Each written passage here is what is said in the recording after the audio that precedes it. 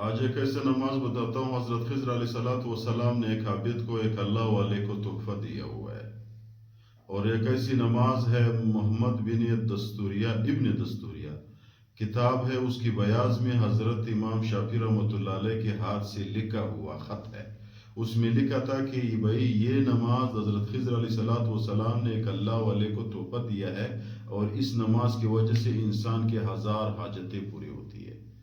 آج کل ہم بہت پریشان ہیں، ہر بندے کے حاجات بہت زیادہ ہے، تو یہ 10 منٹ والی نماز پہ، آسان نماز بھی ہے، طریقہ میں بتاتا ہوں۔ اس 10 منٹ کی نماز پہ اگر انسان کے 1000 حاجتیں پوری ہوتی ہے تو یہ بہت بڑا سستا سودا ہے، بہت سستا سودا ہے۔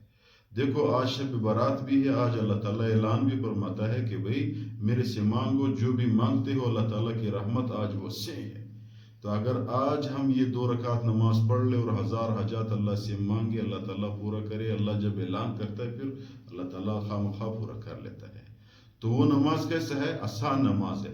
2 رکعت نیت پڑھ لے نفل کی، پہلی رکعت میں سورۃ فاتحہ پڑھ لیا، اس کے بعد آپ 10 دفعہ قل یا ایھا الکافرون پڑھ لو، پھر اس کے بعد اپنا رکعت مکمل کرو۔ دوسری رکعت کے لیے آ گیا، سورۃ فاتحہ پڑھ لیا، سورۃ فاتحہ کے بعد 11 دفعہ سورۃ اخلاص پڑھ لو، رکعت مکمل کرو، تشہد مکمل کرو، سلام پھیرو۔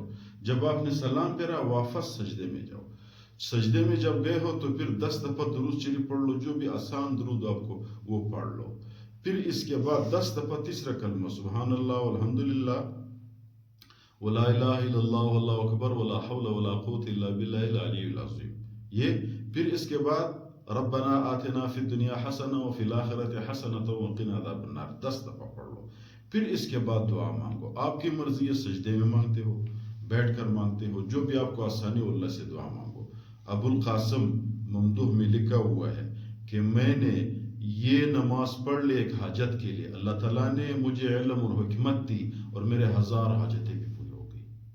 تو جس حاجت کے لیے بندہ پڑھتا ہے، خاص ضروری حاجت ہے، اس کے لیے پڑھ لے، اللہ تعالیٰ اس کی وہ حاجت بھی پورا کرتا ہے اور 7000 حاجتیں بھی پورا کر لیتے ہیں۔